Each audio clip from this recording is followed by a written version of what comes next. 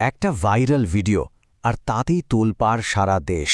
হবিগঞ্জে ঠিক কী ঘটেছিল, চলুন সেই জটিল কাহিনীটার গভীরে যাওয়া যাক, যেখানে ক্ষমতা, বিচার আর আইনের শাসন সবকিছু যেন এক সুতোয় ঝুলছে। গল্পের একেবারে ক্লাইম্যাক্সটা কোথায় জানেন? একটা ফোন কলে। ফোনের ওপার থেকে ভেসে এলো কয়েকটা ঠান্ডা নিরেট শব্দ, অপারেশন ডান্সার। ব্যাস, এই দুটো শব্দই যথেষ্ট ছিল এটা বোঝানোর জন্য যে একজন ছাত্রনেতাকে কোনো ওয়ারেন্ট ছাড়াই তার বাড়ি থেকে তুলে নিয়ে যাওয়া হয়েছে। আর এই খবরটা ছড়াতেও দেরি হল না। মুহূর্তের মধ্যে রাজপথ উত্তাল, সমর্থকরা নেমে এলেন রাস্তায়, বিক্ষোভে ফেটে পড়লেন। সবার মুখে একটাই প্রশ্ন, কেন কেন তাদের নেতাকে এভাবে নিয়ে যাওয়া হলো? জবাব চাই। আচ্ছা, তাহলে এবার একটু গোড়া থেকে শুরু করা যাক।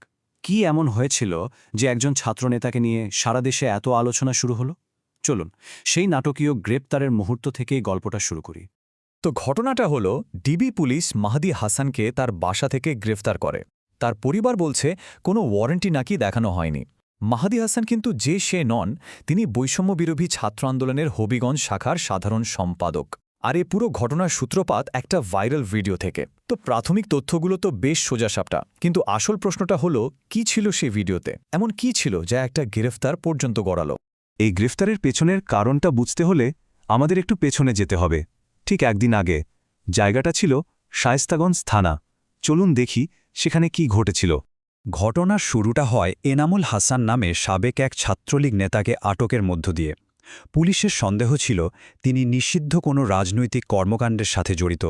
খবর পেয়েই মাহাদি হাসান আর তার সঙ্গীরা থানায় চলে আসেন এনামুলের মুক্তির দাবিতে। আর সেখানেই শুরু হয় তর্ক। ওসি মানে থানার ভারপ্রাপ্ত কর্মকর্তার সাথে মাহাদি হাসানের তীব্র বাদানুবাদ শুরু হয়ে যায়। তো তর্ক বিতর্ক তো চলছিলই, কিন্তু এরপর যা হলো সেটাই ছিল আসল বিস্ফোরণ। ওসির সাথে মাহাদি হাসানের সেই কথোপকথন পুরোটাই ক্যামেরায় রেকর্ড হয়ে যায়, আর সেই ভিডিওই পরে পুরো দেশকে নাড়িয়ে দেয়। ভাবা যায়, সরাসরি বলছেন, আমরা জুলাই অভ্যুত্থানের মাধ্যমে এই সরকার গঠন করেছি। আপনারা আমাদের প্রশাসনের লোক, আর আপনারা আমাদের ছেলেদের গ্রেফতার করছেন। এটা কিন্তু একটা বিরাট দাবি।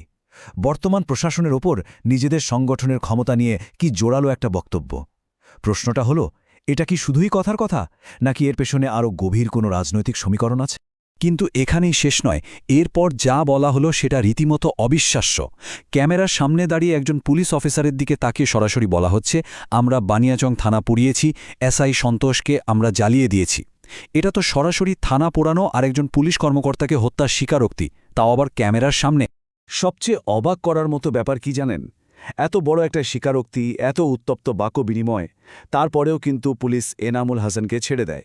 বলা হলো তার বিরুদ্ধে নাকি কোনো অপরাধের প্রমাণ পাওয়া যায়নি। মানে শেষ পর্যন্ত আন্দোলনকারীদের দাবি টিকল। কিন্তু প্রশ্ন হলো, কেন?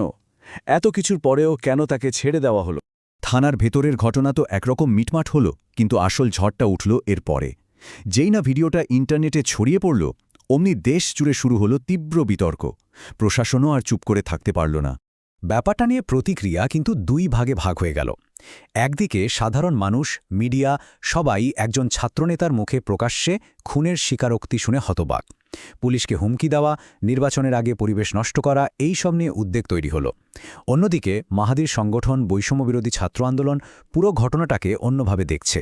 তাদের মতে মাহাদি একজন জুলাই যোদ্ধা, আর তাকে অস্পষ্ট কারণে গ্রেফতার করা হয়েছে। তারা এই গ্রেফতারকে অযৌক্তিক বলছে, আর উল্টো পুলিশের বিরুদ্ধেই ব্যবস্থা নেওয়ার দাবি জানাচ্ছে। দেখুন, দুটো সম্পূর্ণ ভিন্ন ন্যারেটিভ। তাদের দাবিগুলোও কিন্তু বেশ পরিষ্কার। ১. মাহাদি হাসানের নিঃশর্ত মুক্তি দিতে হবে। ২. হবিগঞ্জের পুলিশ সুপারকে সরাতে হবে। আর ৩. শায়েস্তাগঞ্জ থানার ওসিকেও প্রত্যাহার করতে হবে। মানে তারা শুধু নিজেদের নেতাকে ছাড়াতেই চাইছে না, উল্টো ঘটনার সাথে জড়িত পুলিশ কর্মকর্তাদের বিরুদ্ধেই ব্যবস্থা নিতে বলছে। তো সব মিলিয়ে আমরা একটা খুব জটিল জায়গায় এসে দাঁড়িয়েছি। এই যে মাহদি হাসানকে গ্রেফতার করা হলো, এটা কি আসলেই আইনের শাসন প্রতিষ্ঠা করার জন্য, নাকি এর পেছনে অন্য কোনো রাজনৈতিক হিসাব নিকাশ কাজ করছে? এখানে একটা বেশ মজার জিনিস খেয়াল করার মতো। পুলিশ যখন গ্রেফতারের আনুষ্ঠানিক কারণ জানাচ্ছে, তখন কিন্তু তারা সেই থানা পোড়ানো বা হত্যার স্বীকারোক্তির কথা বলছে না। তারা বলছে মাহাদিকে গ্রেফতার করা হয়েছে ওসিকে হুমকি দেওয়া এবং নির্বাচনী পরিবেশ নষ্ট করার অভিযোগে।